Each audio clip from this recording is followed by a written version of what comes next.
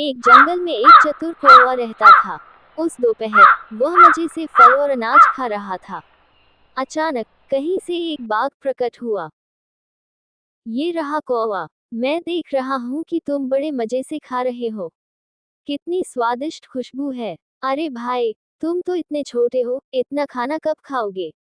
चलो, मैं तुम्हारी थोड़ी मदद कर दूं, मतलब मैं तुम्हारा खाना खा लूंगा। हाँ हाँ हाँ, बाघ ने झट से कौवे का खाना खा लिया, आंखें चौड़ी करके, गुस्से से कांपते हुए। ये रहा बाघ, तुम्हें शर्म नहीं आती? मैंने खाना लाने के लिए बहुत मेहनत की, और तुम आए और उसे एक ही घूंट में निगल गए। अच्छा, क्या तुम मुझे छोटा समझते हो? देखोगे, छोटी छोटी बातें भी बड़ा खतरा पैदा कर सकती हैं। आज खाओगे, कल डरोगे। आज रात जंगल में भयानक तूफान की अफवाहें फैलेंगी। देखो कौन हंसता है, कौन रोता है। हा हा हा। कौवा, गधे भाई, सुन रहे हो? आज रात कुछ भयानक होने वाला है। मैंने सुना है कि आज रात जंगल में ऐसा तूफान आएगा कि पेड़ गिर जाएंगे, एक के बाद एक बिजली गिरेगी, और जंगल के सारे जानवर आसमान में उड़ जाएंगे। गधा, क्या बात कर रहे हो कौवा भाई? बिजली, तूफान, मुझे डर लग रहा है। मेरे सिर पर एक पुआल की टोपी है, अगर वह उड़ गई तो मेरा सिर उलट जाएगा। अरे नहीं, नहीं, मैं अकेला नहीं रहूंगा।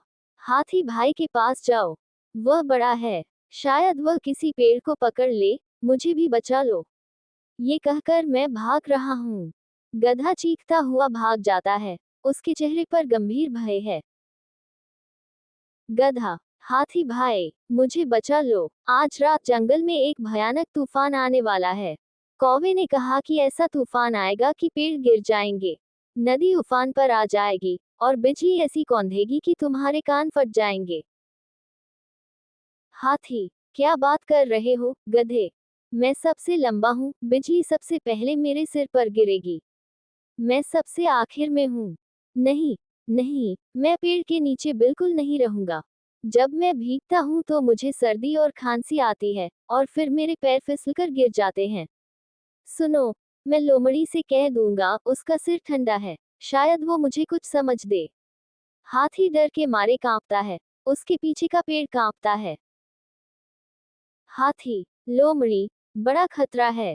आज रात तूफान आने वाला है, जो जंगल के सभी जानवरों को मार डालेगा। बिजली, आग, और यहाँ तक कि बाघ भी भाग जाएगा।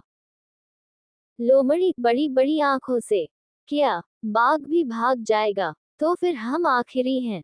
मेरा सबसे बड़ा डर है, अगर मेरी पूंछ टूट गई तो मैं शर्म से मुंह भी नहीं दिखा पाऊंगा। मैं अभी भालू भाई के पास जाता हूँ, उसकी गुफा बहुत मजबूत है। शायद अगर हम सब एक साथ छिप जाएं, तो बच सकते हैं। लोमड़ी भाग जाती है, उसका चेहरा डरा हुआ है, लेकिन उसके चलने का अंदाज कुछ ज्यादा ही मजेदार है। लोमड़ी, भालू भाई, आज रात बहुत भयानक तूफान आने वाला है। हाथी ने कहा पेड़ गिर जाएंगे, गधे ने कहा बिजली गिरेगी, और कौवे ने कहा जंगल का सब कुछ उड़ जाएगा।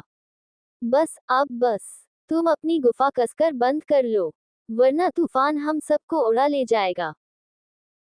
भालू, अरे बाप रे, मैं मोटा हूँ, कौन जाने अगर मैं उड़ गया तो कहाँ पहुंच जाऊंगा। नहीं, नहीं, मैं अकेला नहीं रहूंगा। मैं बाघ भाई को बता दूंगा, उसकी गुफा बहुत बड़ी है। अगर सब वहां रहें, तो शायद हम बच जाएं। भालू कांपते पैरों से बाघ की ओर बढ़ता है। भालू, भाई बाघ, आज रात एक भयानक तूफान आने वाला है। बिजली, आग, अंधेरा, ये सब बहुत बड़ा खतरा है। हम सब मरेंगे, मरेंगे। बाघ आंखें घुमाते हुए, क्या कह रहे हो? बिजली, आग, मैं राजा हूँ, अगर मेरे बाल बिजली में उलझ गए तो राज्य की इज्जत चली जाएगी। नहीं, नहीं, मैं अभी छिप जाऊंगा। बाघ गुफा में भागता है, डर के मारे दहाड़ता है और बेहोश हो जाता है। अगली सुबह जंगल का आसमान बिल्कुल साफ चमक रहा है। सूरज निकल आया है, पंछी चहचहा रहे हैं, हवा में फूलों की खुशबू है। तूफान की कोई गंध नहीं है। बाघ गुस्से से दहाड़ता है, ऐसी भयानक अफवाहें किसने फैलाई हैं? मैं पूरी रात बेहोश रहा, मैं उस आदमी को जंगल में पीटूंगा जिसने ऐसी बातें फैलाई। मुझे पता चला है कि यह अफवाह एक कौवे ने फैलाई थी। कौवा, तुमने ऐसा क्यों किया?